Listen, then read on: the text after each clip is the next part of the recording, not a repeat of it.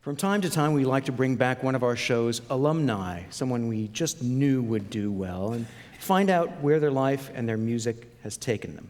Please welcome violinist Charles Yang.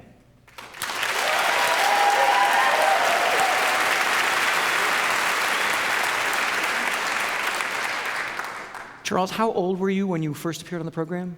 I believe I was 14. 14, and now a wise and wizened... I am a wise 22. 22, all right. Very and even cooler than you were then. So much cooler. If you do say so yourself. A legend in his own mind. Living in New York and just about to graduate from Juilliard. We're going to talk about what you're thinking about for your future, but first, you and I get to play something together. What's it going to be? We're going to play the Vitali Chaconne. Right. Yeah. Let's do it.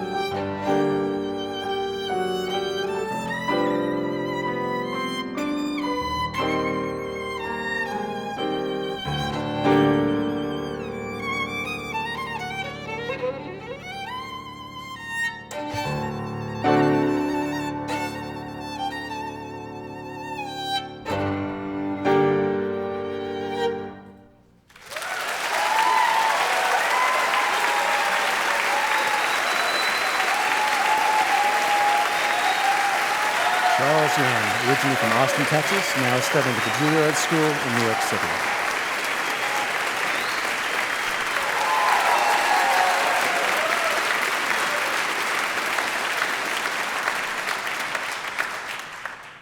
Charles, it's astonishing. You play better than ever, and I'm just not talking about the way you play classical violin. You could have very easily, jammed out on that last cadenza. You're a very serious pop musician.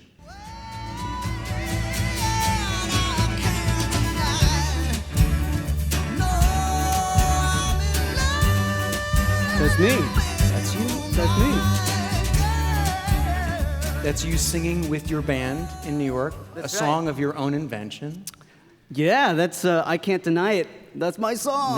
Not a busman's holiday. This is like you're really in it, man. Yeah. I mean, you were actually, I understand, courted by some very important people to become a real, true life pop star. Talk about that. Yeah, journey. it was my sophomore year of Juilliard, and I met some agent, and he told me he wanted me to be an Asian pop star, and then handed me a contract, and then asked me to sign it, and I said I want to test drive it first. So he flew me up to Taiwan and gave me dance lessons, and it was awful. And meeting with the head of Sony Taiwan. Yeah, I met a lot some- of people. Met head of Sony Taiwan. Went into that room. Played for all these Sony executives, and it's like seriously, it was like from the movies. They had all these Sony TVs and Sony chairs and tables. I don't know. It was great. But yeah, it's... So why did you decide not to do it? You didn't want to change your name to Justin, or what was it? Yeah, right. Yeah, I don't know how to translate Justin in Chinese, but I decided I wanted to. I told them, I said I'm gonna get my degree at Juilliard. So I told them that, and they respected it. So I don't know. Maybe they're gonna call me once I graduate. Maybe. We'll see. Well, so we're glad you decided to stick it out at Juilliard, and we asked someone very important to you at Juilliard to share his first memory of you. I remember hearing him, and one of the most, I would say, unique experience was hearing him play the Bach Chaconne. At that point, Charles had a complete shag haircut, and he started playing. By the time he was finished, I wasn't sure because his eyes were totally hidden. I wasn't sure whether he was facing me or facing the back. I believe he was so involved that he basically was facing the back of the hall instead of the audience at that point. So I said, it's time for you to get a haircut or get a GPS. Who was that masked man? That was my teacher, concertmaster of the New York Phil, Glenn Dick-Duro. Wow. Dickie. The man. Yeah, the man. So you call him Dickie, and what does he call you? Chuck C. He sends me text messages. I mean, this is the concertmaster of New York Phil. He's a legend, Yeah. And over these 4 years, we've really become close buddies. It's funny, too, because I wouldn't think you'd be the type of guy who would resist change in and of itself. But there was one change that Glenn Dick-Duro advocated that you initially resisted for quite a long time. Yeah, and that's, if anyone here is a violinist, it's the shoulder rest. But when I went to Juilliard, Glenn Dick-Duro, who doesn't use anything but, his pad right here, and, he told me to get rid of the shoulder rest. First, because of sound the shoulder rest has so much plastic and metal on it that It's bracketed to the instrument. And it's bracketed to the instrument with these claws that it, takes away some of the sound. And at that point, I was a freshman with long hair, and like, I don't really care what you say. I'm gonna keep using the shoulder rest. And so I did I tried it for a little bit. It didn't work for me, so I went back to the shoulder rest. And I did that until maybe a couple months ago, at the beginning of this year. I decided, look, me and Dickie are pretty tight now, so I'm gonna make this change for him. And it's been a different world for me. My sound has opened up. I feel free on the instrument. And if you get shiny in the middle of a Right, concert, I can just you're all set. scrub my- Yeah, absolutely. That's right. That's not what this is for. No. Right? Oh, no, and you've got Maestro Dick Duro's rag. This is Dick there. Duro's rag. Yeah. He gave it to me. He's like, Charlie, I see that you're using sponges now. Here's my rag. So he gave me his rag. It's nice. So sweet. I could sell it on eBay. So sweet. He's I'll put a nice bid guy. in on it, my gosh. And now, in a matter of weeks, you'll graduate from Juilliard, and you're kind of at a crossroad in terms of which kind of music you want to concentrate on. Any thoughts at present about how that's going to go? Well, I love doing all kinds of music. So I just want to play music. I hope that barrier between pop music and classical music could really break down just a little bit, or all of it if I could, Thank you. Thank you. Well, Charles, I'm sure you will concentrate and contribute to that genre prejudice being knocked down. As you know, Charles, you're going to be playing with our guest artist, Jake Shimabukuro, later in the show, but I wonder if Jake could provide some insight into this issue of how to bring different musical worlds together. So let's bring him out for a conversation. Ladies and gentlemen, the man who's made the ukulele do things no one thought possible, Jake Shimabukuro.